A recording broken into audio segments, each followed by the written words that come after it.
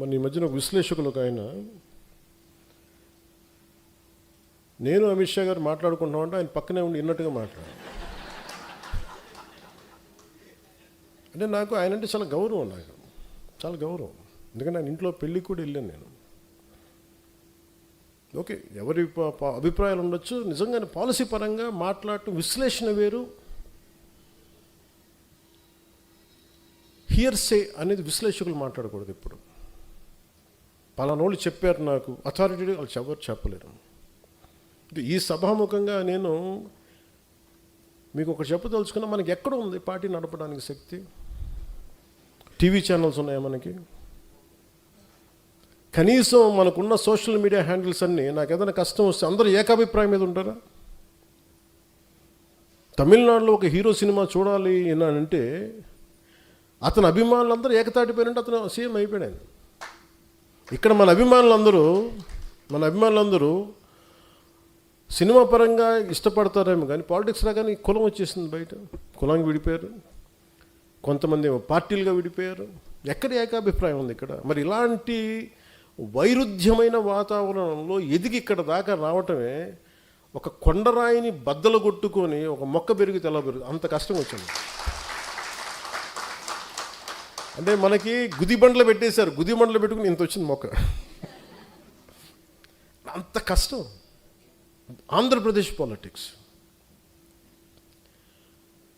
నువ్వు ఎలా గెలుస్తావో చూస్తాను అనేవాళ్ళు ఎక్కువ. నువ్వు గెలవకుండా చూసుకునే బాధ్యత మాది. నేను ఎవరికేం ద్రోహం చేయలే, వాళ్ళ గురించి ఎప్పుడు నెగిటివ్గా మాట్లాడాల.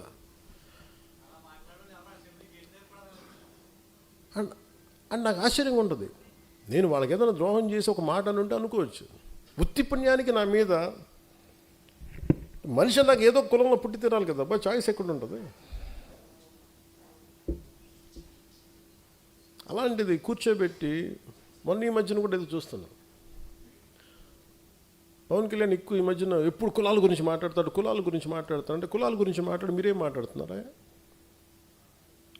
కులం అనేది ఒక సామాజిక సత్యం, ఇట్స్ డామ్ సోషల్ ఫ్యాక్ట్. అది సత్యం, అందుకే దాన్ని ఏం చేయలేదు. దానికి మీరు ఓట్లు వేసేటప్పుడు ఈ వార్డులో ఏ కులం ఉంటుందని మీరు అడగరా?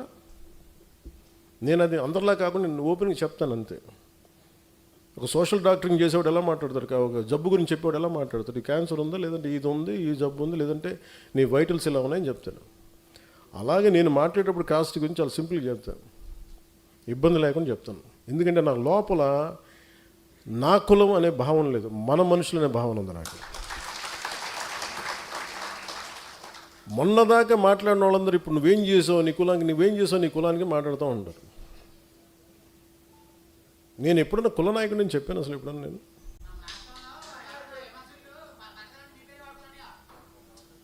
సంతోషం బతకనే ఉండి మన పేరు చెప్పుకొని 10 సబ్స్క్రైబర్స్ పెరిగితే మన పేరు చెప్పుకొని 10 రూపాయలు యూట్యూబ్ డబ్బులు, సంతోషం ఏముంది? మళ్ళీ తిట్టి కూడా డబ్బులు వస్తాయి. మనం తిట్టినా కానీ సబ్స్క్రైబర్స్ పెరగనివ్వండి. అంటే ఇవన్నీ ఎందుకు చెప్తున్నానంటే, it is not that easy to run a political party. అలసిపోతాను కదా సార్, కానీ వదలను. అది కూడా ఉంది నాకు. అలా వదలను కాబట్టి ప్రధానమంత్రి గారు నన్ను చూసి ఇష్టపడుతున్నాను.